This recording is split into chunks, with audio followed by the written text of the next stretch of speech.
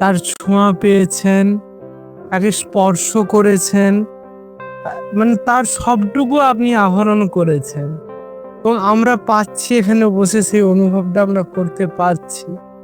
তো সেই দীর্ঘ 20 বছরের আপনার অভিজ্ঞতা আর আজকে আপনার বয়স 96, আজকে দাঁড়িয়ে আপনার ঠাকুর নিয়ে অনুভব কেমন বা অনুভূতিটুকু যদি আমাদের কাছে বলেন। আমরা তো খুবই ছোট, আমরা জীবনে যাতে এই অনুভবটা নিয়ে চলতে পারি বা আমাদের দর্শকরা যারা আছেন তারা যদি নিয়ে চলতে পারে, কিভাবে আপনার এইটুকু অনুভূতিটা আমরা চাই। আমি একটা কথা বলি, কুরুক্ষেত্র যখন যুদ্ধ হয়েছিল তখন একজন লোক, আমি নামটা ভুলে গেছি, গাছের উপর বসে অনেক উপর দেশে যুদ্ধ তাণ্ডবটা দেখতেছে। 18 দিন যুদ্ধ হয়েছিল। শ্রীকৃষ্ণ তারপরে যুদ্ধের শেষে তাকে জিজ্ঞাসা, তুমি কি দেখছ? আমি দেখলাম একটি জিনিস মাত্র, শ্রীকৃষ্ণের এই তাণ্ডব লীলা, শ্রীকৃষ্ণের এই খেলা, শ্রীকৃষ্ণের এই যুদ্ধ, শ্রীকৃষ্ণের এই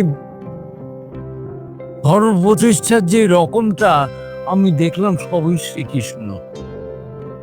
তোমার কথার উত্তর আমি বলি, কুলগুরু, ব্রহ্মগুরু ও অন্যান্য গুরু যারা আসে, সাধারণত আমরা যাদের নাম জানি, সত্যিকারের গুরু হচ্ছেন একজনেই, তিনি হচ্ছেন কারণ পুরুষ, তিনি হচ্ছেন অব্যক্তের ব্যক্ত প্রতীক।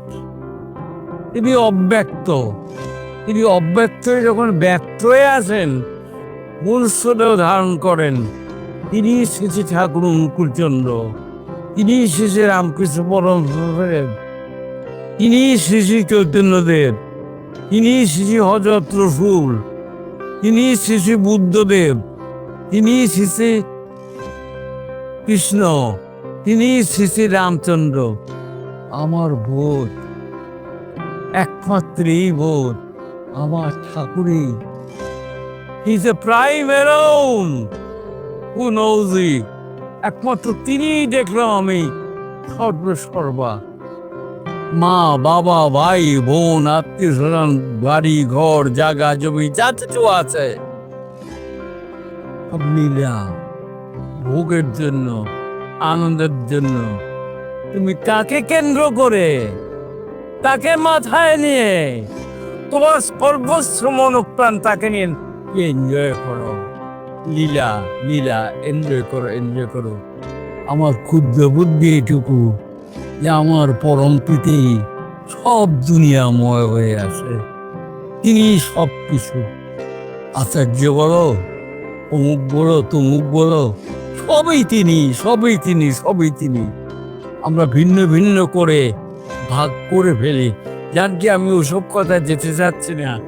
আমার বোধ, আমার অভিজ্ঞতা, আমার নিজের অন্তত ভিতর থেকে ফিলিংস কতখানি আসছে আমি জানি না, কিন্তু আমি বিশ্বাস করি আমার পরম পিতা সব জায়গায় বিরাজমান, আমার মধ্যে বেড়ে দেন।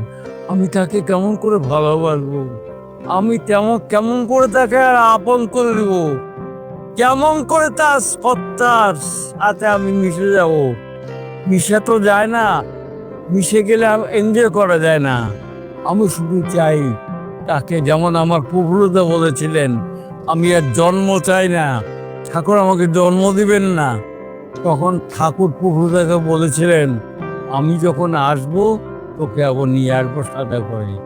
ওই যে তার সঙ্গ, ওই যে তার ইচ্ছা, পুতুল খেলার মতো,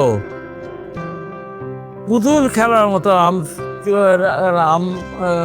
রামকৃষ্ণ বলেছিলেন, মাছ যখন কাদার মধ্যে ঢুকে মাছের গায়ে কাদা লাগে না, তুমি খেলে যাও, আনন্দ করে যাও, ফুর্তি করে যাও। সুন্দরী স্ত্রী তোমার আছে, সুন্দর ছেলেরা আছে, বন্ধু বান্ধব আছে, কত কিছু আছে তোমার, কিন্তু নিজে ঠিক থাকবা। ইষ্টকেন্দ্রিক হয়ে চলার মাধ্যমে তুমি জীবনের স্বাদ পাবা, আনন্দ পাবা। আমি মনে করি আমার এই জীবনে স্ত্রী আমার কেন্দ্র, স্ত্রী আমার ধ্যেয়, স্ত্রী আমার প্রিয়, তিনি আমার মাথার মণি। তাকেই স্মরণ করি, তাকেই পূজা করি, তাকেই মনন করি, তারই ইষ্টবিধি করি, তারই প্রচার করি, তার কথাই বারবার মানুষের কাছে বলি। আপনারা ধন্য হন, মানুষ তাকে পেয়ে খুশি হোক। বর্তমান যে কলহ চলছে, এই কলহের পরিসান, এই কলহে নিবৃত্তি একমাত্র হতে পারে। ঠাকুর বলছেন, rise of Satsang is rise of Bengal, rise of Bengal is rise of India, rise of India is rise of whole world. এই সৎসঙ্গেরই পারে, কারা পারে? কারা পারে? যারা ইষ্ট প্রাণ, যারা ইষ্টের প্রতি অকাট্য অনুরাগ, অকাট্য ভক্তি, অকাট্য ভালোবাসা আছে, তারাই শুধু পারেন। সুতরাং তোমাদেরও বলছি, আমরা ইষ্টের প্রতি অকাট্য ভক্তি, ভালোবাসা, ইষ্ট কর্মে তোমরা ব্যাপৃত হয়ে পড়ো। চরিত্র দেখেনি মানুষ, মানে চরিত্র দেখো। ইষ্টের ইষ্টের তলনায় চলে যেই চরিত্র, ওই চরিত্র যেখান থেকে যা কথা বলবে সেগুলি কাজে লাগবে। বিকজ ওটি হলো মন্ত্র, ওটি হলো আদর্শ, ওটি হলো জীবনের জিনিস। সেই আমার অভিজ্ঞতা এই, তিনি সর্বস্থানে সর্বক্ষেত্রে বিরাজিত। এই ক্ষুদ্র বোধ আমার কতখানি হয়েছে জানি না, কিন্তু আমি তাকেই মনে করি শ্রেয়, প্রেয়, ধ্যেয়, সব কিছু। এই আমার আকাঙ্ক্ষা, এই আমার ইচ্ছা, আমার প্রচারেই হোক তাকে নিয়ে। জয়।